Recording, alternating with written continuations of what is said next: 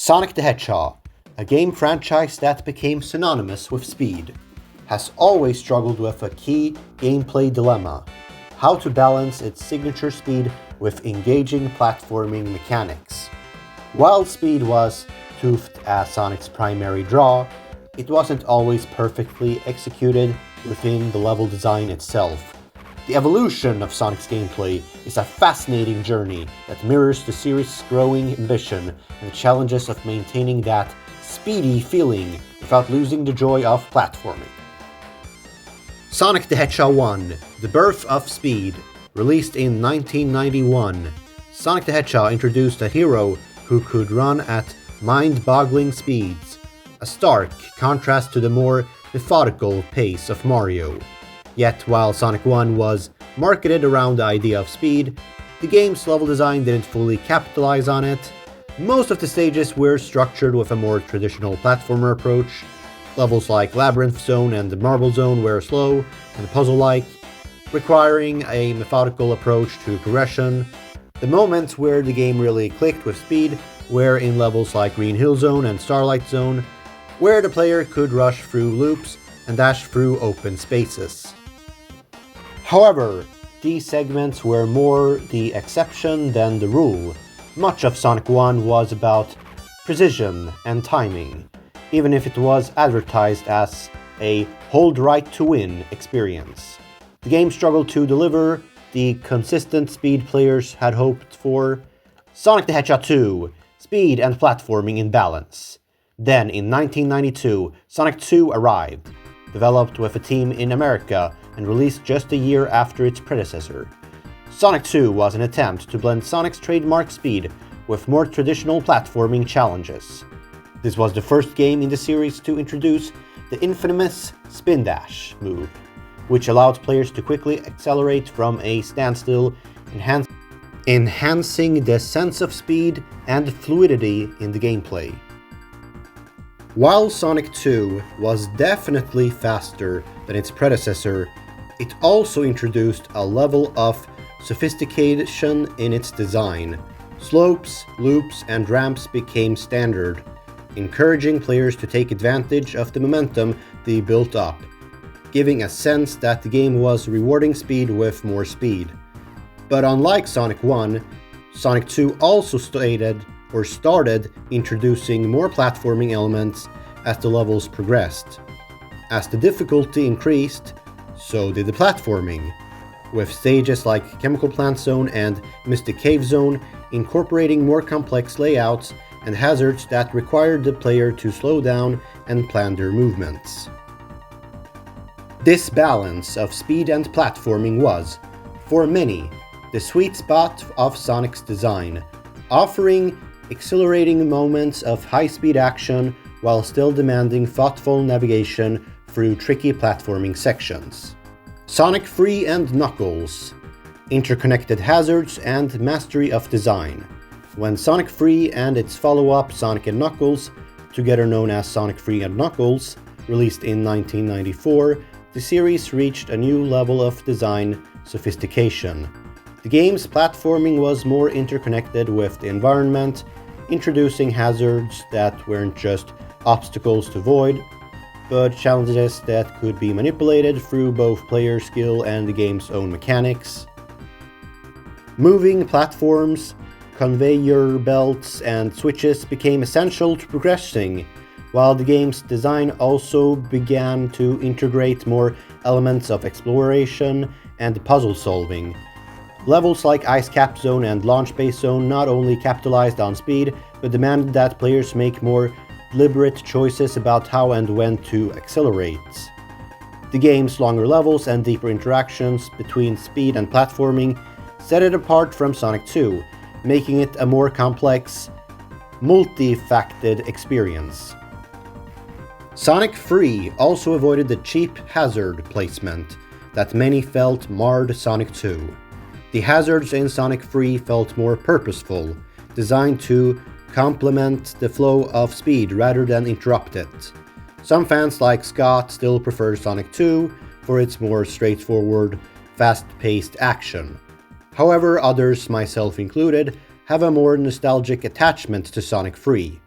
The game's longer stages and intricate design felt like a more polished version of the franchise's ideals, with a balance of speed and platforming that was far less punishing in terms of cheap deaths and unfair hazards placement.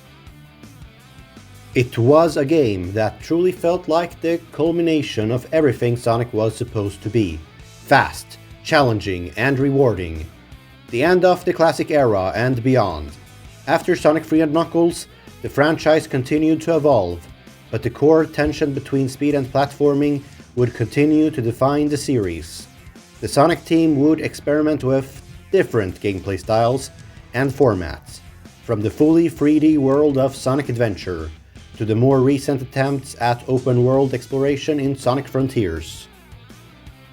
Yet, it's the classic games, Sonic 1, Sonic 2, and Sonic 3, that set the template for this ongoing struggle to find the right balance between speed and platforming. In conclusion, the story of Sonic's gameplay evolution is one of trial, error, and refinement. From the initial experimentation of Sonic 1 to the more refined and interconnected mechanics of Sonic 3, the franchise's shift toward balancing speed with platforming challenges reflects a broader evolution in a game design itself. Speed was always Sonic's selling point, but as the series matured, it became clear that the true magic lay in finding a harmony between the thrill of fast movement and the satisfaction of well-crafted platforming challenges. This is an analysis-style backstory, but if you want a different tone or format, let me know. We could go more narrative or even delve deeper into specific gameplay elements. The adventure games separated speed, platforming, and exploration, or had them intertwined with one another in games such as the first Sonic Adventure game, which explored 3D Sonic by bringing the 2D classic formula to 3D, whereas Adventure 2 was more of an action-packed set-piece Hollywood kind of game movie feel that had levels like Metal Harbor or Skyrail, which were mostly speed-focused, despite having some platforming and exploring, but handled differently compared to the first adventure game, which had the characters share the same levels instead of have their own, which made Sonic's as well as Shadow's speed levels far more focused on speed and the general sensation of speed rather than exploring or platforming. The evolution of speed, platforming, and exploration in the Sonic Adventure games. The Sonic Adventure games marked a pivotal shift in the franchise, moving from the 2D side-scrolling platforming of the Genesis era to a fully 3D environment. This transition was not just about upgrading visuals, it was about rethinking what Sonic could be in a 3D space, especially in terms of gameplay. While both Sonic Adventure in 1998 and Sonic Adventure 2, 2001, significant advancements, they approach the core elements of speed, platforming, and exploration in very different ways. Sonic Adventure, blending speed with exploration, the first Sonic Adventure, was an ambitious attempt to bring the core elements of the 2D Sonic formula into the 3D realm. The game took great care in maintaining Sonic's signature speed while introducing new mechanics to take advantage of the 3D environment. What made Sonic Adventure stand out was the way it intertwined speed with exploration and platforming, creating a more dynamic, open-ended experience. In Sonic Adventure, the levels were designed to let the player experience the thrill of high-speed movement, while also encouraging exploration and discovery. Stages like Emerald Coast or Windy Valley provided a mix of speed sections where players could rush through loops and ramps, but they also included platforming challenges, alternative paths, and hidden secrets, making exploration a key component of the gameplay. These levels weren't just about blasting through as quickly as possible, they also rewarded the player for taking time to explore the environment, finding hidden areas, or unlocking secrets. Well, I should split it into parts. So you just finished chapter 1. Chapter 2 will be coming in a few days or so, and I might compile all these videos as one longer video or make a playlist on my YouTube channel where you guys can access all of these videos in order, and then you can watch it at your own pace.